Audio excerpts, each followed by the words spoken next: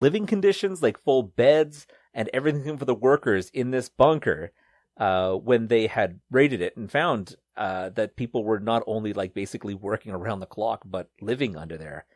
And it seemed like a lot of it was forced labor in obviously extremely dangerous conditions, because the amount of toxins that come from a cigarette factory, of course, then being underground with poor ventilation on top of that must have been absolutely horrific. That's just... What's that? Did it say like the square footage or like the size of it? It didn't. No. All that it said was that that one of the ringleaders was said to have been a fugitive from Britain, and was identified only by his initial DD.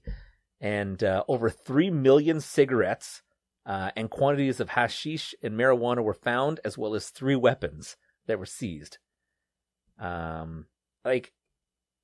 It's amazing to think of, like, there are so many ways of cigarettes being made, but to find an actual underground factory pumping out that many cigarettes, it kind of boggles the mind, right? I mean, you can find cigarettes and cigars and pretty much anywhere. I mean, I think the biggest question is, how cheap were they selling for? Since the Foot Clan got pushed out of the fucking town, the Ninja Turtles have been really bored. Right? Bringing up the sewers.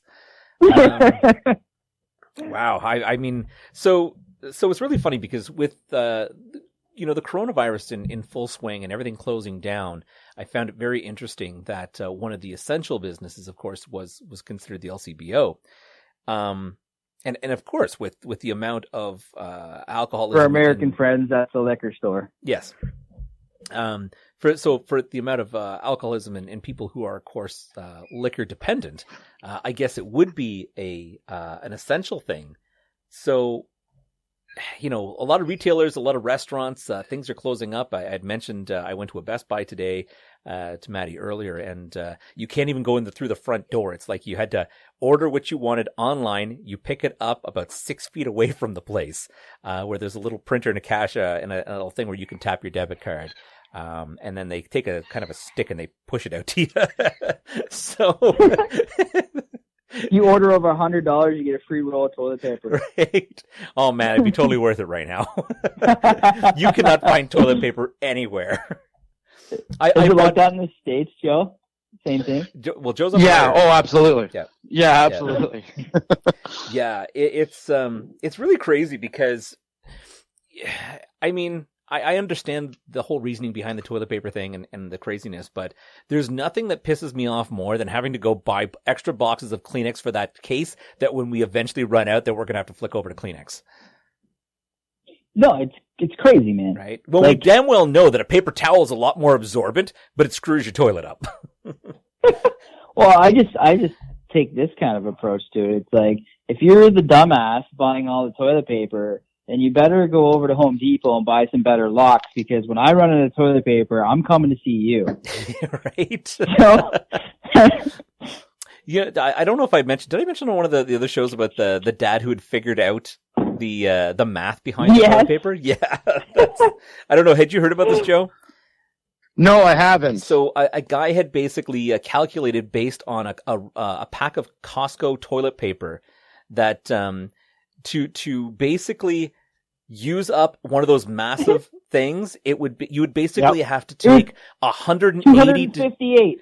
Was it 258 shit? Yeah, a day. Yeah, a day to basically use that much toilet paper. That's crazy. You can go online. He basically runs through the whole math on how he calculated. And he was even generous by saying the average dump you'd use 20 squares of toilet paper. I'll take that challenge, says Taco Bell. Right? Yeah.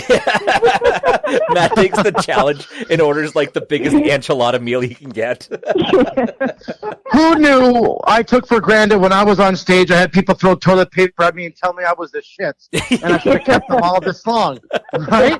Like, who knew? Right. Like, yeah, who's the stupid motherfucker now? And now I can't perform anywhere. Damn it! Shit. Well, this way you can perform in one place with all that stuff. But There you go. oh man, that's crazy. So, That's good. Joe, tell us. Yeah, a little bit that cigarette story. Hold on 1 second. That was pretty smoking. But anyways. So tell us a little bit more about yourself. I mean, you, like I said, you've got quite a repertoire of jobs and stuff in the past, but many, of course, would really know you for the Joe Show. I'm single. I'm 35. I like long walks on the beach. Oh wait, no, not like that. Sorry. I have been doing the Joe Show now. We haven't been doing anything since the coronavirus. I've kind of taken advantage of it as a vacation for myself, I guess you can say. But I've hosted the Joe Show for 13 years. Actually, we've just rebranded earlier this year to the Joe Crawford Show because I'm no longer on the station that I was broadcasting on, as they had to sadly close up their doors, but I left on good terms. It was nothing of ambiguity there. But Good. With that said and done, and I was at the Pioneer Show for them, basically, for their station. But things have been still going really well, and we got about maybe 7 or 8 of the Joe Crawford shows in. That's just basically the same thing from the Joe Show, just ran just a little bit differently. But yeah, I've been very fortunate and lucky to have great guests on, of A-list, B-list, C-list, and even D-list celebrities, to authors, musicians, politicians, you name it. But it's been a good 13-year run so far. I'm looking to do many more years, but just kind of taking a hiatus break right now. Yeah. Well, I mean, given what's happening on in the world right now, no doubt. I got a question though. What is considered a D-list actor or actress? Is that like, are we talking like the porn industry or like the homemade That's movie the double industry? D-list. No, that's a dumb. You beat me to it, damn it, man. Shit, sorry, buddy. No, that's all right. No, that's good. That's fantastic. What would be a D-list celebrity? Oh my gosh.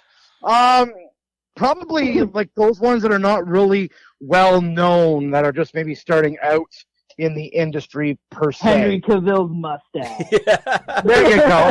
That's it. That would be We don't more want to of put your. poor Joe on the spot here, man. He doesn't want to name names. Yeah. But not be like your D-list, but needless to say, I like to interview anyone that has a story. So I don't care if they are a celebrity in the spotlight or not. If they have a good story to tell, and it is entertaining, not so much of having to be funny, but there is basically a hook, and you can bring me along with the story and tell me in about 10, 15 minutes with me asking questions, then by all means, I will have you on the show, more or less. Well, look at that, Matty. You've already got a potential start with your bedroom antics of the second floor.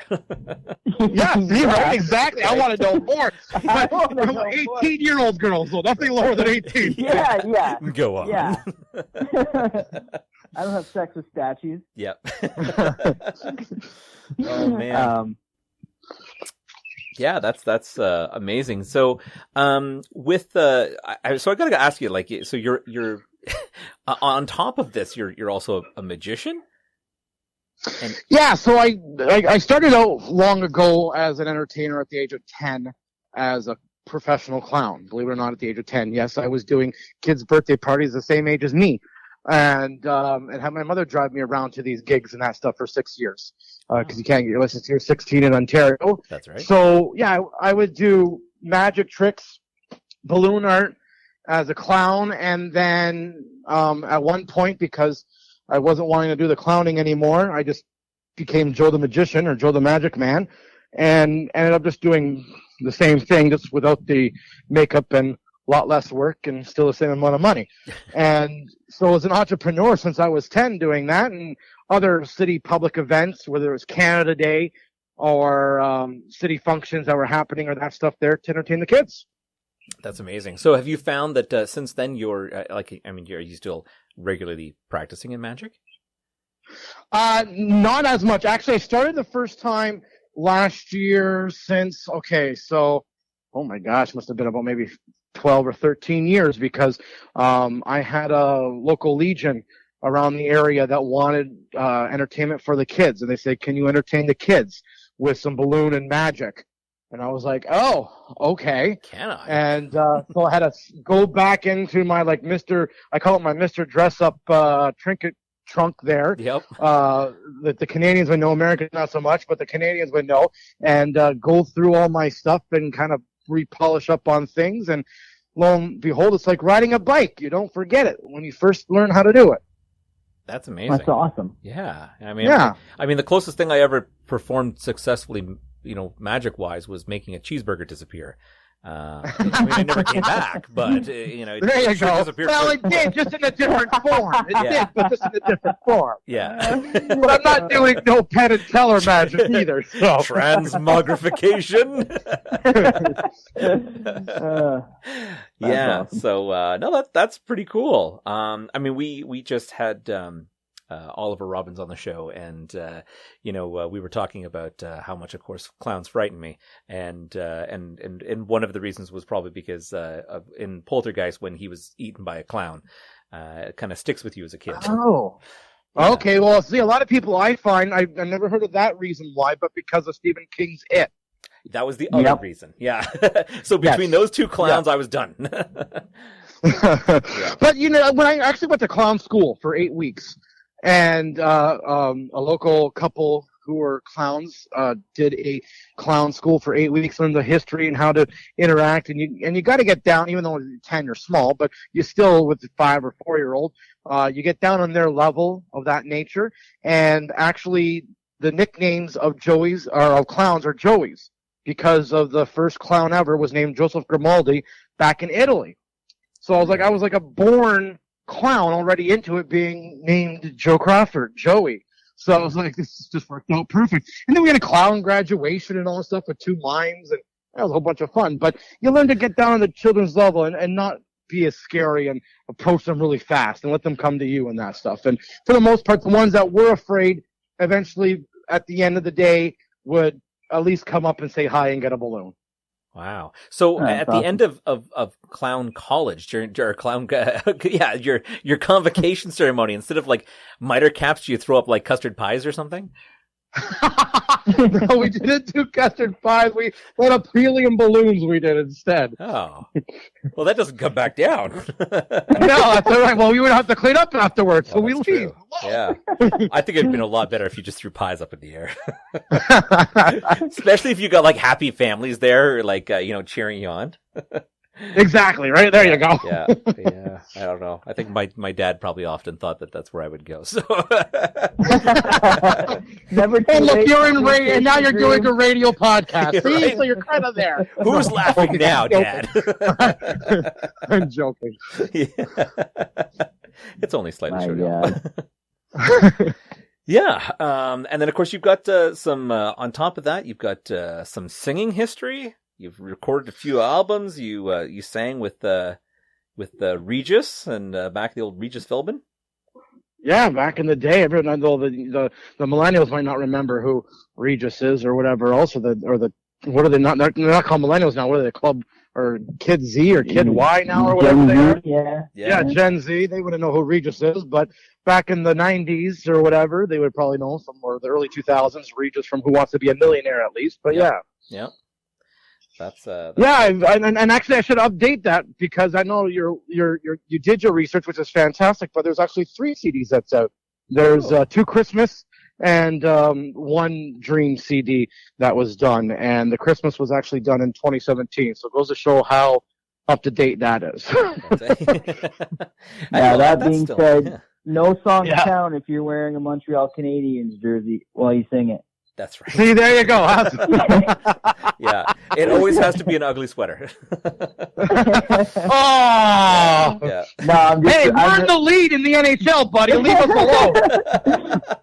Yeah. We're winning. No, Tony, I was digging, and Joe's got some songs that he's doing in his Canadian jersey, so that was the reference. Yeah.